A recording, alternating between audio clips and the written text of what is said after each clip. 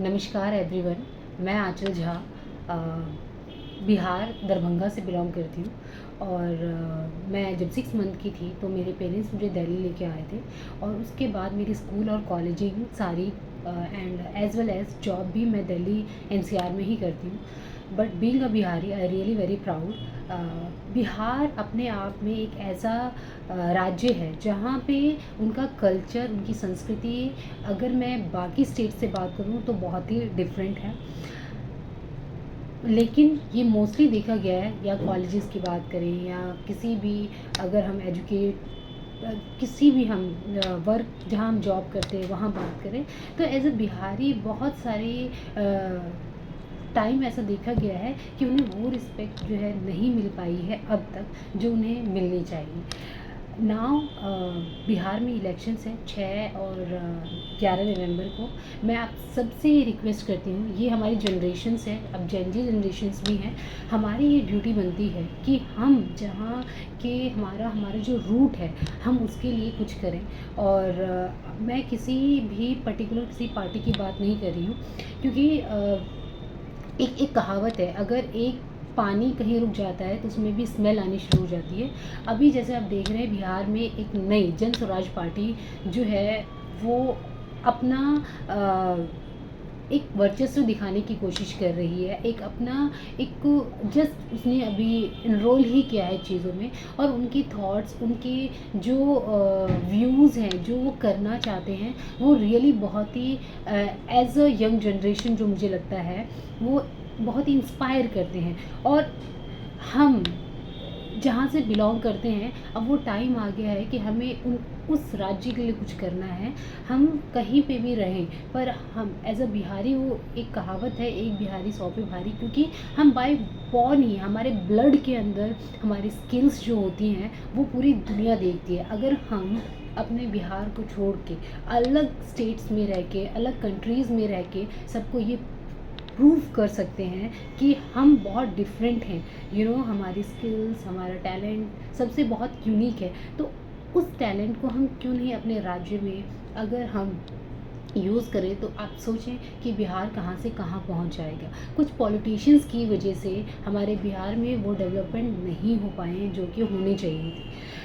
अभी मैं ये नहीं कहती कि जन स्वराज आगे जाके क्या करेगी, लेकिन अभी राइट नाउ हमारे पास एक ऐसा कैंडिडेट है जो हम अगर देखते हैं, हम उनको सुनते हैं, तो ऐसा लगता है exactly as a educated person हम भी वही चीज़ करना चाहते हैं। हमारी आने वाली जनरेशन है, उन्हें किसी बाहर कंट्री या किसी बाहर अदर प्लेस में जाने की ज़रूरत नहीं पड़नी चाहिए। सो द थिंग इज़ कि मैं आप सबसे ये अपील करती हूँ, जितने भी यंग जनरेशन है जो भी इस बार वोट करना चाहते हैं, आप प्लीज़ एक बार जन स्वराज को वोट करें। आप देखें तो सही, मैं किसी कांग्रेस या बीजेपी के अगेंस्ट या किसी भी पार्टी के का फेवर नहीं कर रही हूँ, बस मैं ये चाहती हूँ कि हम जो यंग जनरेशन हैं, एक बार अगर आपने ये देखा कि बिहार में बीजेपी क्या कर रही है, कोई भी एजुकेशन सेक्टर की बात करूं, अगर मैं किसी डेवलपमेंट की बात करूं,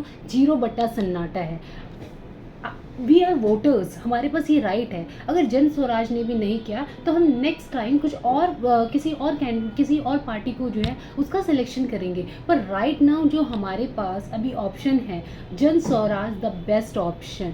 मैं बिल्कुल ऑब्वियसली, अगर आप उनके सारे लेक्चर्स को सुने या जो भी वो बोलते हैं उनके विज़न को सुने, हमारी कंट्री को, हमारे राज्य को ऐसे ही कैंडिडेट की ज़रूरत है जो पढ़ा लिखा हो। आपने देखा होगा हमारे बिहार में या हर कहीं, एक अनपढ़ अगर कोई औरत आती है तो उसका माइंड रहता है कि ये चीज़ चुरा ली जाए, वो चीज़ छुपा ली जाए, सिर्फ अपने हस्बैंड को लेके, अपने बच्चे को लेके अलग हो जाए। वहीं पे अगर एक पढ़ी लिखी वूमेन आती है, किसी के घर में कोई बहू आती है, तो वो ट्राई करती है कि पूरे घर को एक साथ लेके चला जाए, किसी चीज़ को चुराने या छुपाने, किसी प्रॉपर्टी ये मेरी है ये उसकी है, उसकी बजाय खुद अर्न करके किसी चीज़ को और डेवलप करने का सोचती है। तो एक छोटा सा एग्जाम्पल था। तो I just request everyone, now वो टाइम आ गया है जहाँ पे हमारी ये ड्यूटी बनती है कि हम एक ऐसी पार्टी को लेके आएँ जो हमारे बिहार का पूरा डेवलप करे, बीइंग अ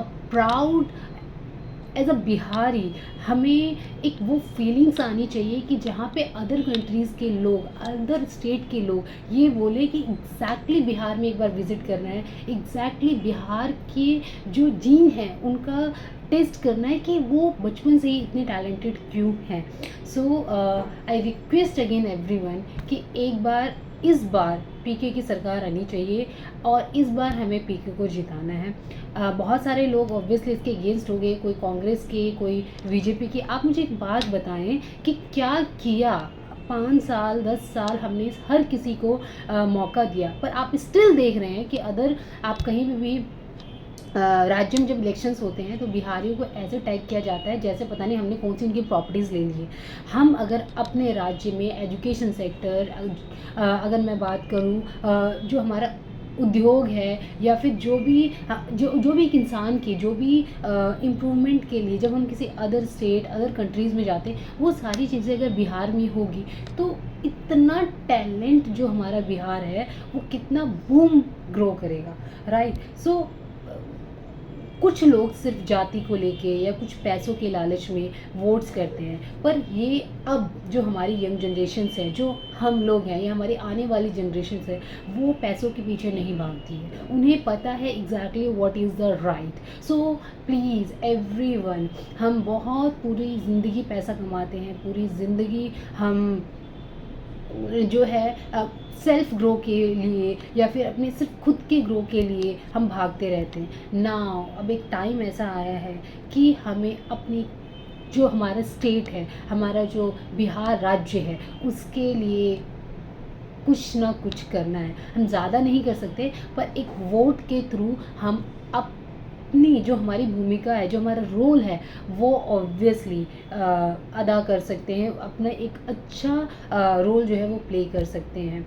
मे बी हमें चांस इसलिए भी देना चाहिए क्योंकि जो नया विज़न है, आप ये भी सोचें कि आज से पहले जब तक जन स्वराज पार्टी नहीं थी, कोई भी, चाहे वो बीजेपी हो चाहे कांग्रेस हो, कोई भी, किसी ने तो कभी बिहार के डेवलपमेंट के लिए इतना फोकस नहीं किया। बट अब आप देखिए, एक नॉर्मल वृद्धा पेंशन की बात की जाए, जो अब पहले सिर्फ 400 रुपये थी, सिर्फ 400 रुपये। अगर मैं मैकडी में चली जाती हूँ तो वहाँ 1 या 2 बर्गर 400 से ऊपर का पड़ जाता है मुझे, लेकिन वहाँ पे मंथ में सिर्फ 400 रुपीज़ मिल रहे थे। और जैसे ही पीके की पार्टी आई वैसे ही उसको 1100 रुपये कर दिए। तो एक खौफ होने से ही अगर इतना चेंज हो सकता है, तो अगर वो पार्टी आएगी तो कितना चेंज हो सकता है। वो बंदा जेन्युइन बहुत ज़्यादा जो है बिहार को चेंज करने के लिए बहुत मेहनत कर रहा है, और मुझे लगता है कि हमें भी एक बार उसको सपोर्ट करना चाहिए।